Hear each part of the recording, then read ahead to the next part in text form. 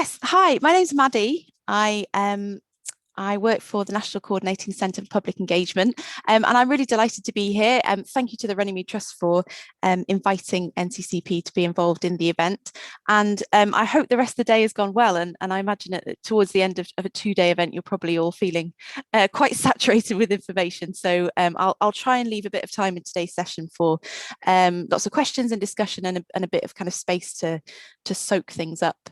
And just before I bring up my slides and sort of start hiding behind them, I wanted to sort of get a feel for who's in the room. I saw on the handy conference app that people have got their sort of affiliations on there, but I'd love to see just who's in the room with us now to get a feel for it. So I wonder whether using the chat, it would be great to just sort of get a feel for what kind of organisations you are representing. You know, do we have people here from charities and voluntary organisations, perhaps community organisations, social enterprises, community interest businesses? Do we have any funders or policymakers here? If you want to just say hi in the chat and what kind of organisation you are representing, that'd be really interesting. And I do wonder actually, do we have anyone from a higher education context here at all? Is anyone working in a kind of research institution or anything like that? I'm going to have a look on the chat. Brilliant. Oh, so we've got, Michael's saying you're from a social enterprise. We've got someone here from the Runnymede Trust, which is great. Oh, fab. So an international development charity. Brilliant. Hi, everyone. Let's hear from a couple more people before we get going. Oh, brilliant. So a community interest company, Pursuit of Happiness. That sounds like a lovely thing to work towards. Fab. Someone else from the Runnymede Trust. I hope these last 2 days have been going well, Simon and Leon. I hope it hasn't been too stressful. Fab. Hi, Vanessa. Brilliant. So project, oh, fabulous. Brighton and Hove, great. Brilliant.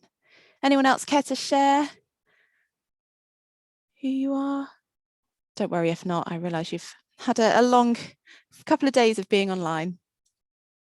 Fab. So yeah, please feel free to keep introducing yourselves as we go along, and do ask questions in the chat. I'll try and keep an eye on those questions as we go along. I also noticed that some questions had been asked on the conference app as well, which is brilliant, and I've made a note of those, and I will try to address them during the slides, and if I don't manage to do that, I'll come back to them at the end. But I saw that there were already lots of really useful responses to those. So let me share my slides with you.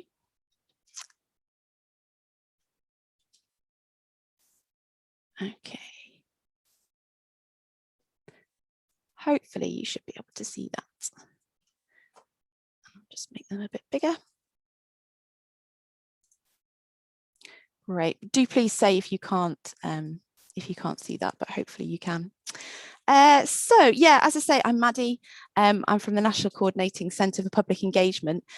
We're a small team hosted by the 2 universities in Bristol, and we work with higher education institutions across the UK to help them engage purposefully with society in really mutually beneficial ways, working towards social change. We do that in lots of different ways. We work on lots of kind of small projects and services, and we're really trying to create the conditions within higher education institutions for engagement to thrive. So working with senior leadership, doing consultancy, helping people to, you know, reflect on their own practices and improve the way that they are embedding engagement throughout their work.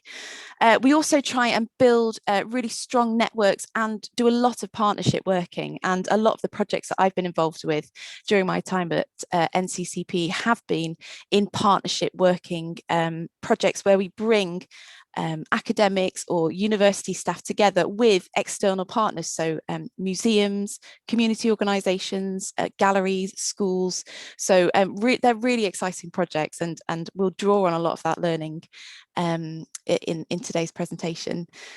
And finally, we try and support excellent engagement practice as much as we can. So we do lots of training with the sector. We try and share practice as widely as we can so that everybody is really kind of inspired and aware of really cutting edge and brilliant ways of working. So that's what the NCCP does. And just a note to say that, you know, we work across lots of different kind of audiences and communities, but you know, we are based in a university context, so we have community partners and associates who really help us to do that thinking when it comes to that expertise in how community organisations work. So I worked with a brilliant associate called Kim Orman to pull this presentation together, and she is an expert in community engagement. So just a very quick nod to the title, and you'll see on my screen, on my slides, that I have called this Powering Research Community University Partnerships instead of University Community Partnerships, which is the title of the official title of the session. And I suppose that's just is a very brief nod to that potential power imbalance. Of course, you know, with a big university or a similar organisation working with potentially a much smaller community organisation, there is often that immediate imbalance of power and resources. So it was our very small way of addressing that, flipping it around to show that you can't always assume that it's the university leading the partnership, and actually having a community leading the partnership is often a much more balanced way of doing things. So that's just a quick nod to anyone who noticed it, and I'm sure you probably didn't. So what are we talking about when it comes to community organisations and universities working together? And I'm afraid this is a very text-heavy slide, but I'll go through them one by one. But I just thought it might be useful to think about some different definitions of these ways of working.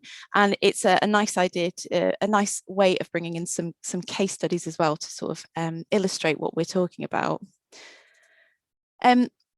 So first of all, public engagement, this term public engagement.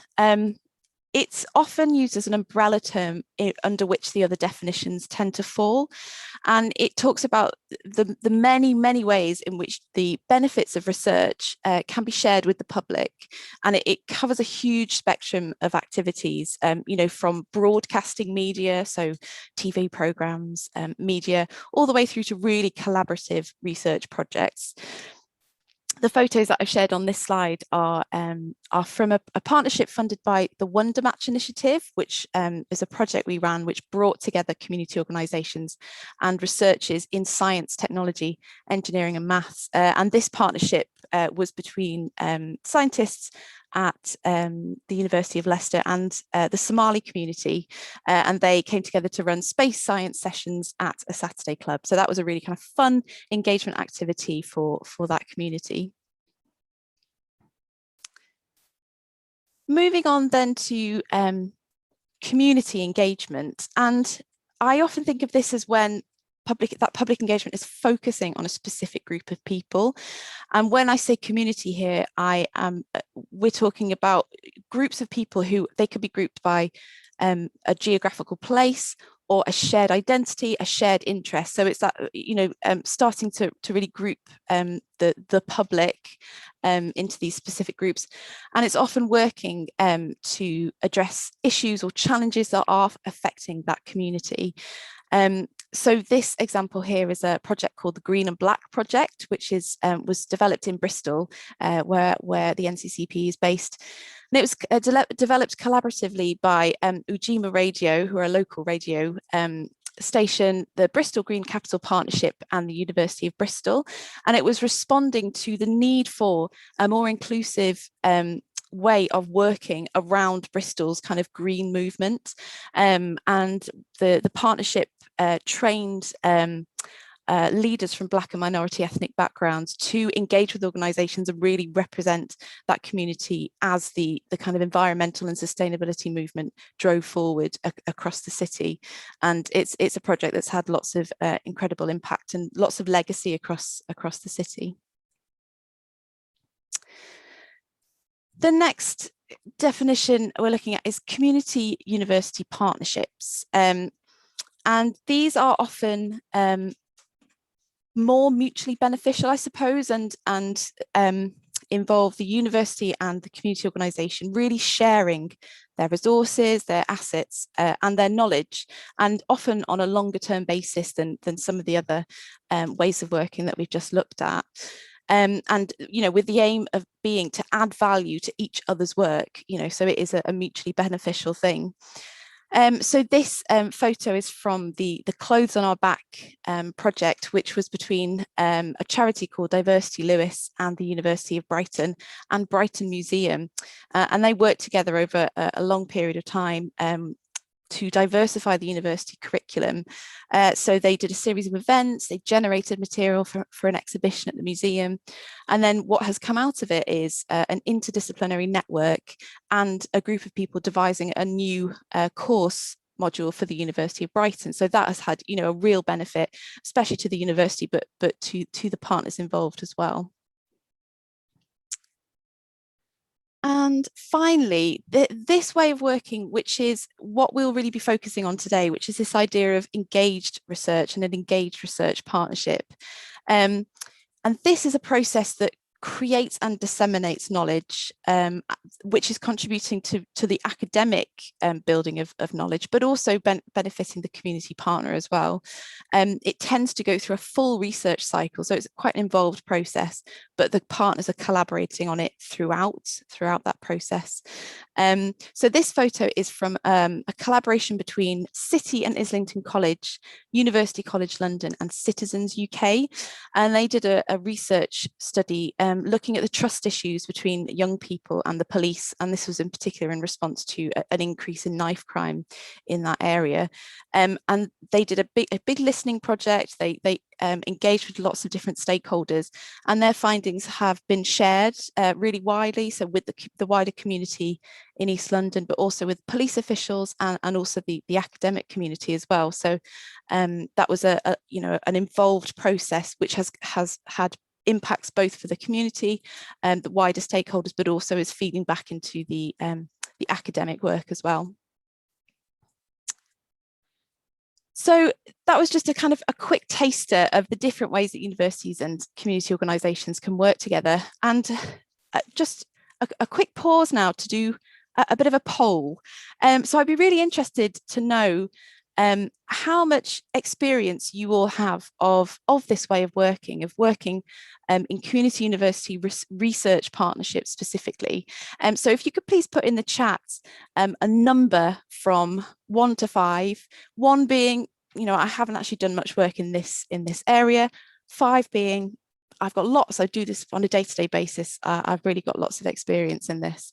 And I'm just going to pause sharing for a second, have a look at the chat. Brilliant. So, and I think the great thing is always that there's such a mixture in the room at sessions like this. Brilliant. Fab.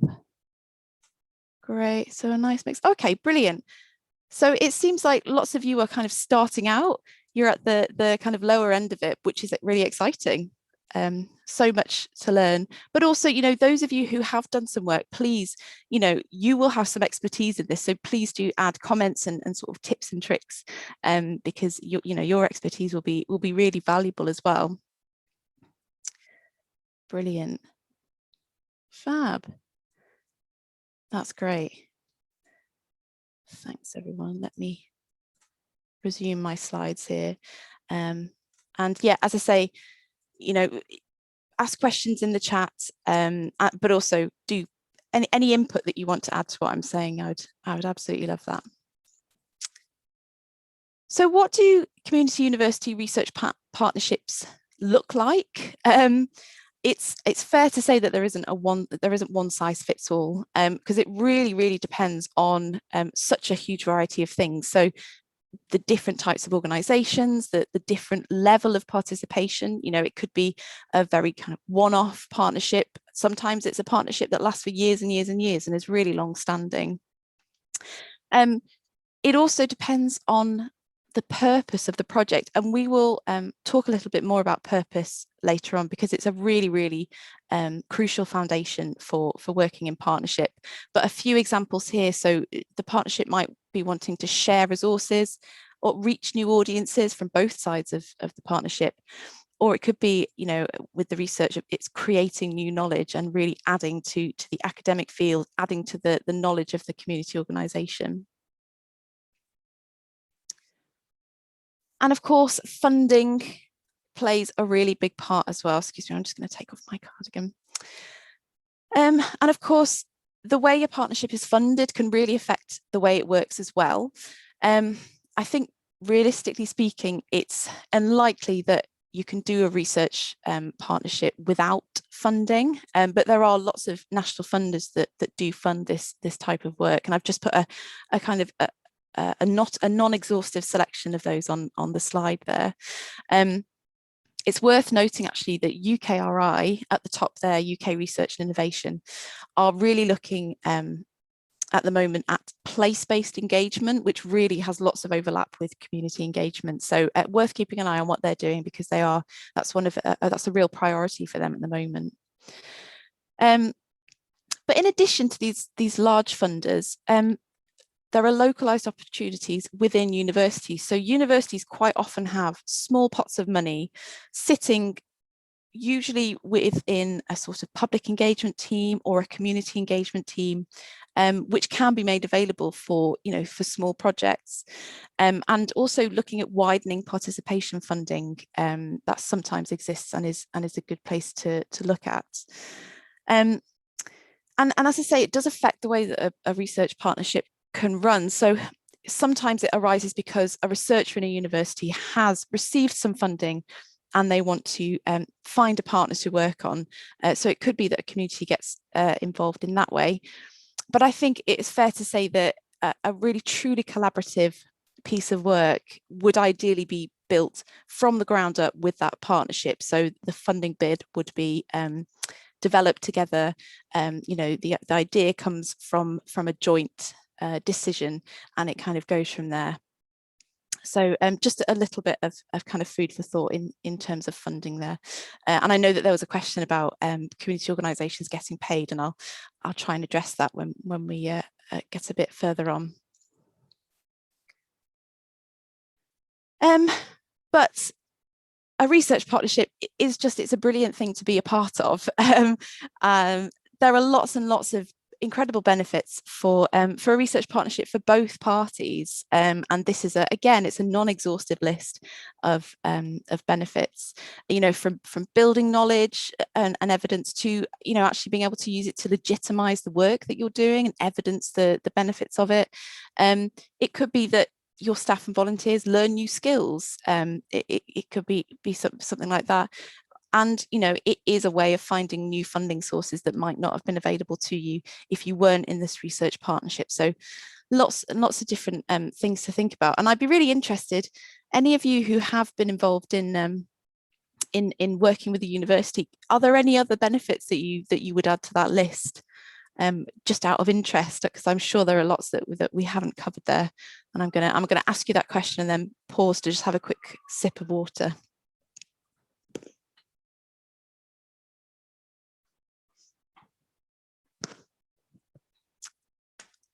Perhaps we've done a good list then if we can't think of any more to add. But please do add to those benefits in the chat while I keep on talking. Oh, I can see one new message. Yeah, brilliant.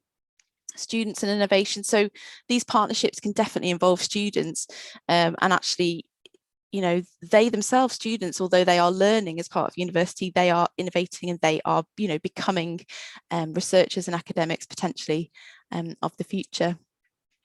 Yeah. In the past, provided experts to engage and educate community members. Brilliant. Yeah, so actually more of the kind of public engagement way of working. So bringing in academics or researchers to engage with your audiences on issues that might be really important to them. Yeah, that's a really good point. Brilliant. Yeah. So lots and lots of benefits. So partnership working is hard work. It takes a lot of effort, but the benefits can really be transformative. So yeah, so I'm singing the praises here of this way of working. And those challenges, there are ways around them.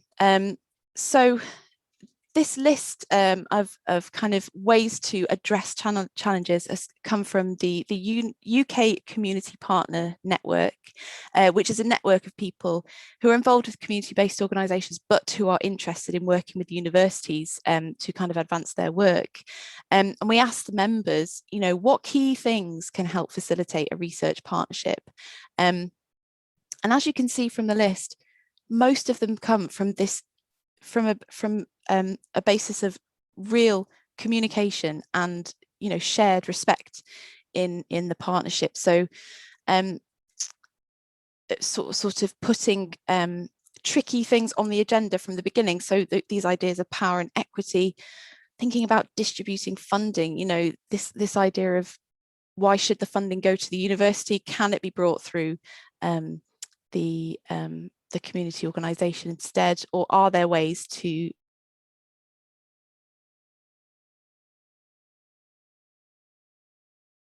video?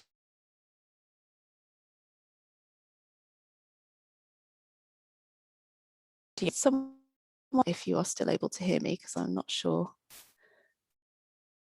Oh, I'm sorry, I might be about to crash out. Let me see in the chat. It says that my sound is breaking. Can you still hear me now?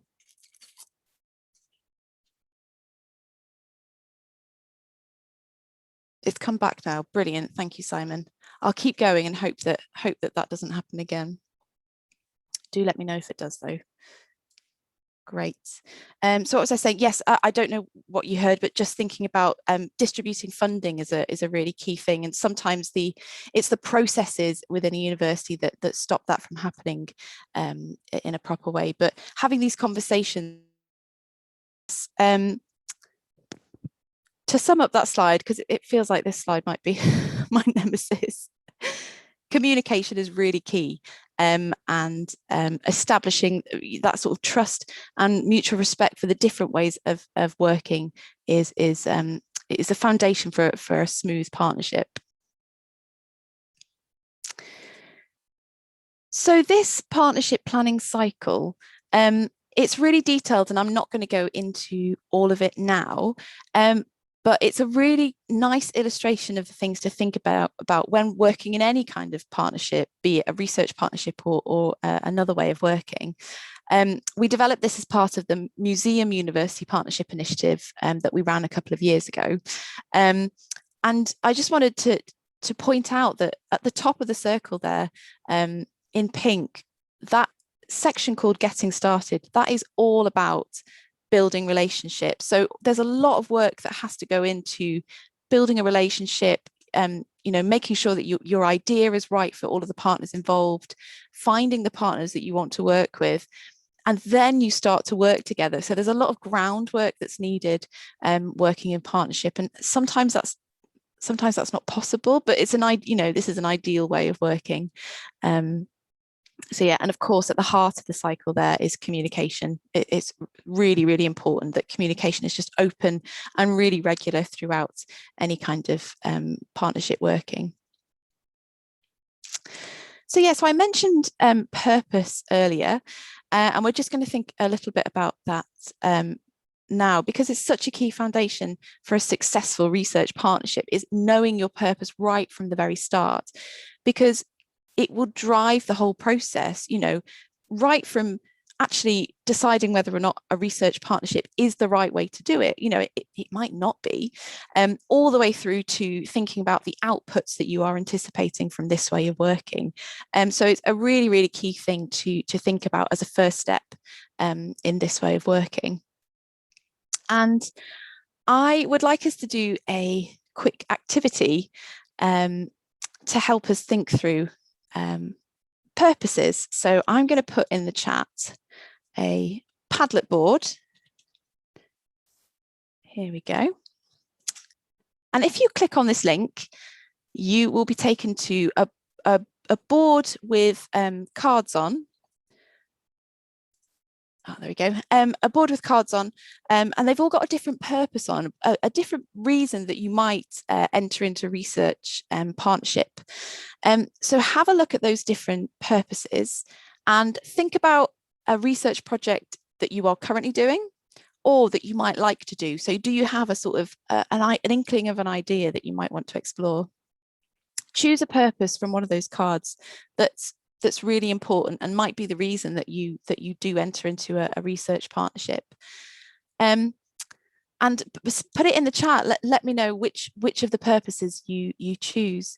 And once you've thought of a purpose for yourself, then think about that university partner that you are working with. What might they want to get out of that same partnership?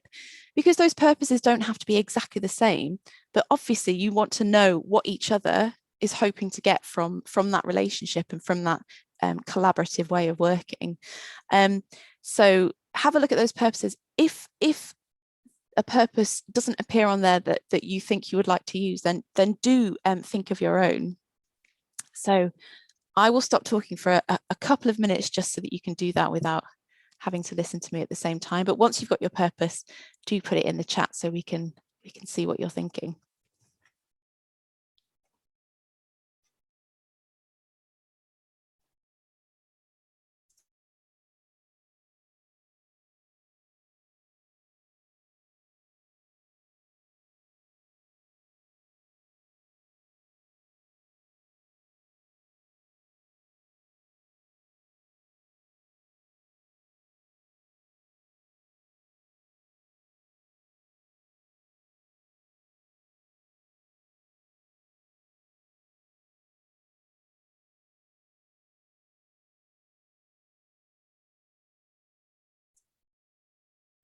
Oh, Claude, I'm sorry the link's not working for you. I tell you what, I will click on the link and share it on my screen so that you can see.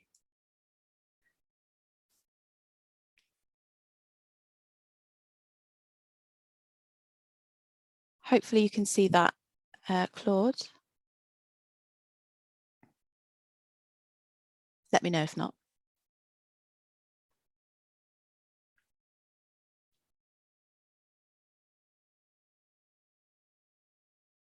Can I just ask, how is this thing supposed to work again? So have you found the Padlet board? Are you looking at I am it? looking at it, yes. Great. So do I you can have see some numbers are on there. Some people have one. Have they put, but I can't click into it. What do you have to do? Oh, they're just there as a sort of an inspiration for different purposes that you might want that you might do some partnership work to. Okay, so they're just like aid memoirs. Yeah, Kind of. exactly. So do you have a kind of research partnership that you're working on or thinking you might want to do? Right. Got an example in mind? Yeah, see, is there a purpose on that board that kind of resonates with you? Yeah, okay, great. Cool. So we've had a couple of people say in the chat what their purpose be. Brilliant. And Jana saying, so your purpose would be to access expertise and have an impact on society, which is brilliant. And so Portsmouth Uni, is that your a university partner? So you're thinking that they would want to have an impact on society as well. They also want to share knowledge and experience and extend the reach of their work and their yeah, I mean, I've taken off myself because I think this is a really interesting tripartite project. I'm from Wessex Museums, who have really struggled to work with underserved audiences in Wiltshire, and I made contact when I came into my role 6 months ago. I made contact with the Wiltshire Race Equality Council. So Sonia might be in this group. She's at the conference this last 2 days. Anyway, I made contact with her and said, look, we're museums, we're interested in showcasing your stories. A couple of months later, she came back to me and said, well, actually, they would like, Portsmouth University had approached them with a research proposal saying, we'd like to work with you on recording the voices of Black and Asian people in Wiltshire and their experiences during the pandemic. And then Sonia, the Race Equality Council, came back to us at the museums and said, hey, we've got this project ongoing with Portsmouth. We'd love Wessex Museums to be involved. And what we're doing is we're on the sideline waiting to see how their community fund develops. But essentially what the museums would like to do is we are funded by Arts Council and Heritage Fund. We'd like to take the outcomes of that research report and then put them into an exhibition at Salisbury and Wiltshire Museums. So it's an interesting project, really. Yeah, brilliant. And as you've put in the chat, though, it seems like all of the organizations have slightly different purposes, but there is a lot of overlap, which is a great way to do it. And you know then that you're all working towards that shared purpose. Yeah, and the key thing is completely community led. So where Wessex museums traditionally have said to audiences, oh, we've got this amazing project, you should come and get involved, what I've managed to do is turn that around and say to the museums, no, we're not going to do that. We're going to wait, build the trust, make the connections, and wait for the communities to come up with something they'd like to do with us, and we're going to enable that to happen. So great. Yeah, that's brilliant. That sounds like a great project. Well, good luck with it, and I hope it all develops in the way that you want. Brilliant. So I can see, Vanessa, you've posted a purpose as well that you're thinking of training young people as community researchers, using participatory methods, accessing expertise from university researchers, developing skills of young people, producing new knowledge. Yeah, brilliant. So a host of different purposes there, but again, just really good to know what it is that you want from the partnership that you're entering into. Brilliant. Claude, I'm sorry that the link still isn't working for you. I will thank you for sending me your email address. I'll send you the link so that you can have a look at it after the session, and I hope it'll work for you then. Great. So hopefully that gives you a bit of kind of food for thought as to why you might enter into a partnership, and how important it is just to know what it is you're hoping to achieve, because as I say, that really drives forward the relationship and the work that you are doing.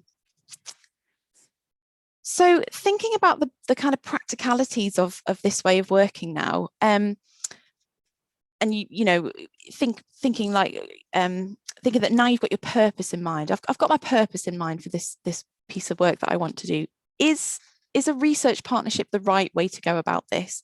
And actually, is it something that our organisation is ready to do? So these are really important questions to ask yourself. Now this slide, along with all of the slides, actually has a lot of information on, but I have uploaded these to the conference portal, so please don't feel you have to read and absorb it all just now. But this slide is just showing there are lots of different things to think about before embarking on a research partnership. So of course, as we've talked about, knowing what you want to do, knowing what you can contribute to a partnership, but also knowing what you want from the other organization. But unfortunately, there are all the kind of the practical processes that these projects rely on. So thinking about whether you have the capacity in your organization to deal with that. So for example, the kind of research in particular can be a very involved and bureaucratic process. It can require lots of time and patience to push things through. So, there are things like governance considerations, contracts, ethics frameworks, and universities do have departments to support partnership working and support people through these processes. But it's just worth thinking about the time that will be needed to kind of navigate these situations.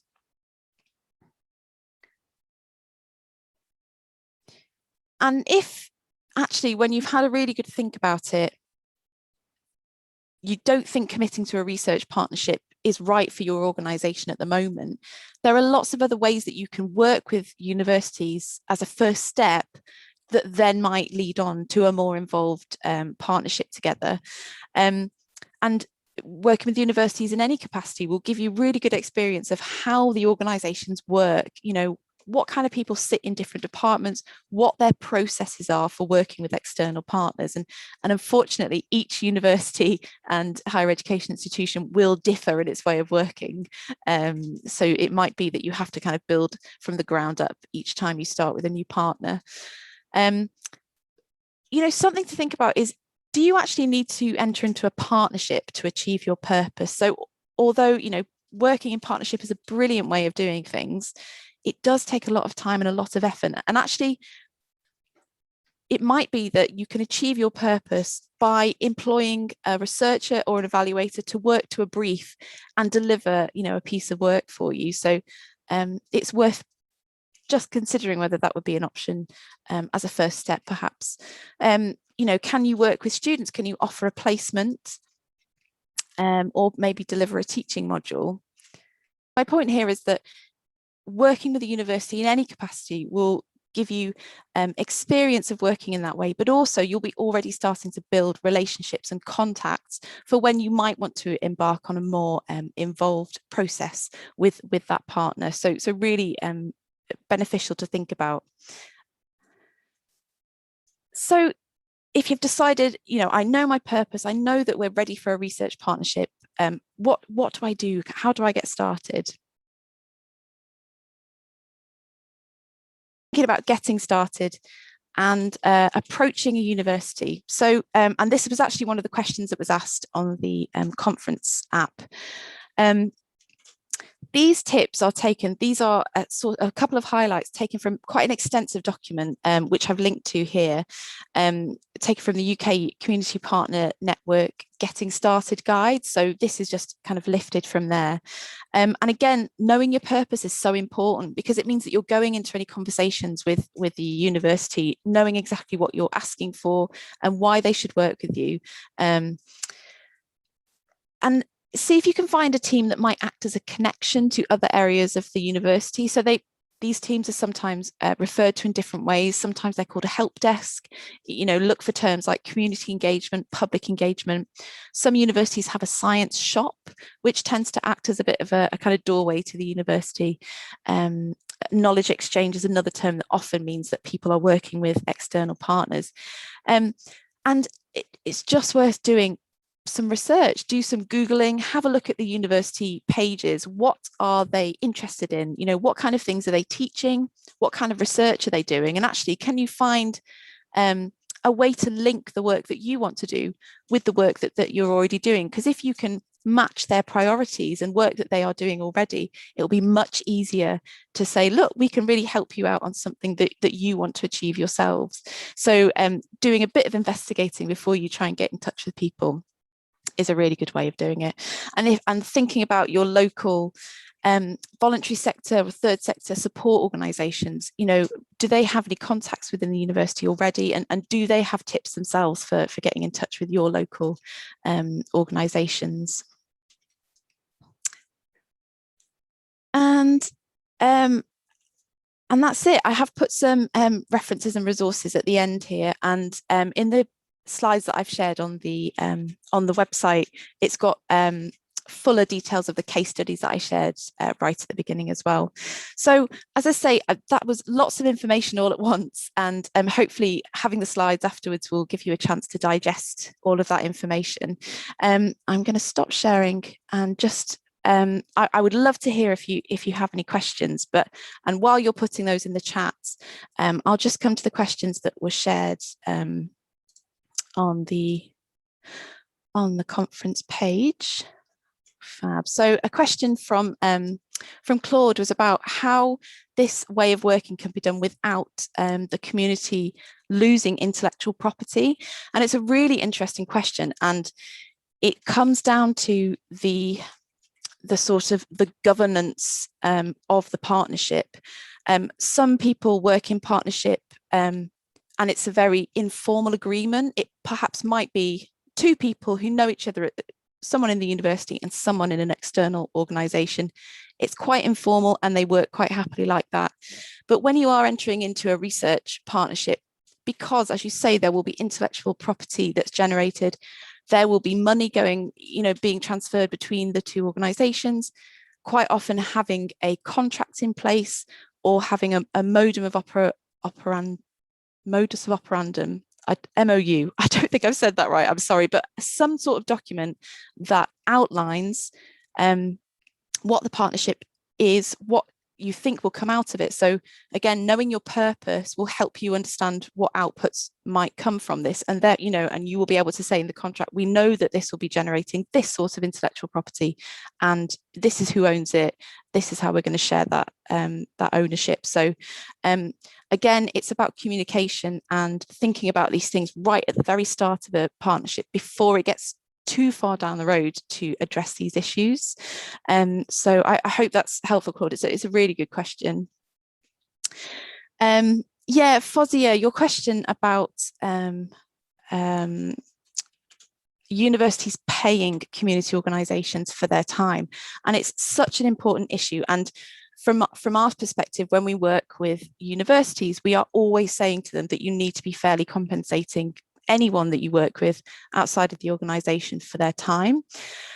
And I think although unfortunately it's sometimes the university procedures and processes that stop this from being an easy thing to do, you know, there are layers and layers of bureaucracy in universities that do make it hard to give out small payments. But I think a really key thing is knowing your worth and knowing what your time costs the university. And what I would suggest is coming up with almost a, you know, a kind of price sheet for the work that you can offer a university. So coming up with some consultancy rates that you would charge that, you know, cover the cost of your time and cover the cost of your overheads, and make it possible for you to enter into a partnership without losing that time and resource. And I think, you know, it's easier said than done to sort of say, hold your ground and know your worth, and, you know, don't let the university mess you around. Of course, it's easier said than done. But I think, again, it's that communication and having these conversations up front and saying, you know, we will do this work, these are our costs, will hopefully facilitate that conversation. And I noticed that some of the answers that you got on the conference page were around having an ally in the university and someone who is really advocating advocating for you and helping you navigate those processes. And I think that's a really good point. And again, that comes from building a really trusting relationship with someone in the university, and just taking that time to build that trust up. But again, another really good question. There we go. Yeah. And Jana saying that you always put your costs up front and then they write that into the bid. Yeah, definitely. If you can say this is what it costs, they can take that, put it into a budget, and your time will be covered. Yeah, that's a really good point. Fab. And yeah, Valerie, I hope I addressed your question in that last slide about how to get in touch with people in a university. It's so tricky because universities are such huge organizations with so many layers and so many different teams. But yeah, looking for those key keywords: community engagement, public engagement, widening participation. These are the team who are sitting on the periphery of the organisation, looking out and hoping to find external partners. So doing some Googling with those keywords, and hopefully those teams can act as a gateway to put you in touch with other people in the university. You already work in the university, but need to make a link. Oh, that's so interesting. And again, I mean, isn't that so interesting that even within the university, it's still hard to get in touch with people in the university? Oh my gosh, I'm sort of, yeah, it's such a good point, Valerie. I think, again, looking for those keywords and looking for people in the organization who are working in ways that it will be really easy for you to say, look at what we're doing, we can match up, you know, we can work together. As a freelance outsider, okay, Valerie, yeah. So you are ever so slightly removed from the organization. Thanks, Anjana. Yeah, don't undervalue yourself. Yeah, that's such a good point.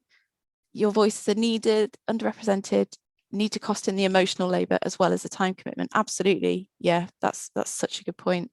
And yeah, Valerie, the turnover of staff in universities, yeah, there is a lot of turnover, and unfortunately, sometimes when partnerships are sometimes it's, you know, just one person in an organization that's holding a relationship with an external partner. So unfortunately, sometimes that's what makes it tricky. Are there any other questions or comments about this way of working? So either research partnerships or working with universities more generally.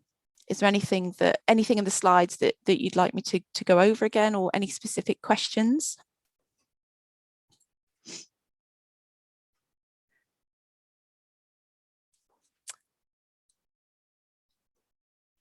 So Edward's saying that staff turnover is an issue for local authority as well. Yeah, and it's an interesting thing to think about, in that how can you ensure that a relationship isn't just held by one person, and can you make a point of making several points of contact in an organization, working with a team of people rather than just one person. Of course, again, easier said than done. Valerie, yes, I'll send you those keywords. They'll be in that slide that is shared on the conference. Could I just ask, what about Leon's question as well? Leon's question, was that on the app, on the conference app? I think so, yeah. That's where you were reading from. How can BME-led organizations be better placed to shape research projects? Oh, fab. Or research/projects? Great, thank you. I'm afraid I copied and pasted them before we started, so I'm having a look now. Great, thank you for the pointer. Let me just load that up. Yeah, great. How can BME-led organizations be better placed? I think being ready to take on these research partnerships is kind of invaluable, because quite often, although I say that partnership working takes a lot of time to build those relationships, quite often the way of working is that there is some funding, there's a funding opportunity, and people are racing to pull together a project and to hit the ground running. So I think looking at that list that I shared on the slide of are you research, are you ready to take on a research project, trying to kind of build connections with the universities in those other ways. So the kind of the first steps ways that I suggested, so that you are top of their list when they want to find a group to work with. I think working out how your work can align with the university's research interests as well. And it's almost that same point that Anjana made of knowing your worth and knowing what you can offer to a research partnership. Having perhaps writing a statement, that says what your interests in, what your expertise is in, and looking to see how that can align with the ways that the university are already working. So I hope that answers that. I think, although I'd love to say that there is always a very long build up to these research partnerships, quite often they are it's quick, it's kind of quite last minute, so it's good to be prepared, I think. Yeah. But could I ask something in connection with that, though? Because Leon's question kind of talks around shaping, and I was actually quite keen to. So if they're in a rush, doesn't that kind of mean, I understand what you're saying, like being ready and maybe like having your priorities or offer set out. Yeah. So maybe they're thinking of you, but if they're in a rush, wouldn't that mean that they've kind of set in their ways already? Like, doesn't that go against what we're hopefully? It's a really good point. It's a really good point, and it's like that way of working that I mentioned, where a university's already got some funding and they're looking for an external partner to work with. And you're right, in that case, it sounds like there would be less of an opportunity to shape that research partnership. So I think, the true way of working collaboratively and shaping the research is to be, at the table, in the room, at the point at which the funding bid or the project is conceived, so that the kind of research partnership grows with both partners invested and shaping the way that it's going to go at the same time. And I think that's, again, everything I'm saying is sort of, it's easier said than done, because it, you know, you need to, I think it does take that groundwork of, you know, building those relationships with the universities and making sure you are ready to go. But at that point, when you're in the room, knowing your purpose and knowing what you want to get from the research will help you to negotiate almost the way that the project will run, so that you can shape that work to make sure that you are achieving what you want to. Can I just come in on that, Maddy? So Gordon's point is really important, because Mohammed and I, sorry, that's my phone. Mohammed and I are big advocates in the natural heritage sector, and there was a recent call from DEFRA to put a tender out to universities to examine the research behind why Black and Asian people aren't accessing national parks and AONBs. And literally, I think I got contacted by the University of York with 4 days to the deadline. And yet he and I, Mohammed and I, are huge leaders. We're huge on Twitter. You know, everybody knows what we do. And it's that disappointment where you're brought in at the last minute by a research team who've just suddenly thought, hang on a minute, we don't have any Black or Asian people on our advisory committee or panel, and we just need to get them in so our application looks better. So Mohammed and I were just really suspicious, and it took us like a day, 48 hours to go through the documents and find out, is this really performative action or not? Do you just need our faces on so you're more likely to get the money from DEFRA? And in the end, because he was named on various applications, but I decided to go for it, because I thought, well, if I don't go for this, then we're not going to be represented anywhere. And it turns out in the end, the government have given the contract to someone else. But you just be wary of being approached at the last minute and that signalling performative action, because Mohammed and I kind of talked on the phone quite intensively in the lead up to the deadline, just being quite wary of, are we being used in the right way? Are our voices going to be listened to if they get this grant? And what is the you know, kind of endpoint there? I'm sorry, but I just thought that was a valuable experience to bring here. Yeah, it absolutely is, and I agree. It's so frustrating, that way of working, and in the work that we do with researchers, we are constantly saying this has to be something that you think about at the very start of a project, because it's just not, it's not a professional way of working to do it like that, to make it such a last minute thing. But thank you, yeah, and Jana, that was really valuable. Brilliant. I've had a little message from Carol to say that we need to end soon, so if there's anything that anyone quickly really wants to say or add to the chat, please do. But as I say, I have uploaded the slides to the conference platform, so please do download them, and there are lots of links to the resources that I've mentioned. And we do on the NCCP website have lots of other resources about working with universities, and hopefully that will be useful. But thank you so much. It's been so interesting to hear from you all as well. And I hope you enjoy the rest of the conference, and those of you from Runnymede, I hope you have a chance to relax tonight, because it's no mean feat putting on an event like this, and it all seems very slick. So thank you everyone, and I hope to see you again soon at some point.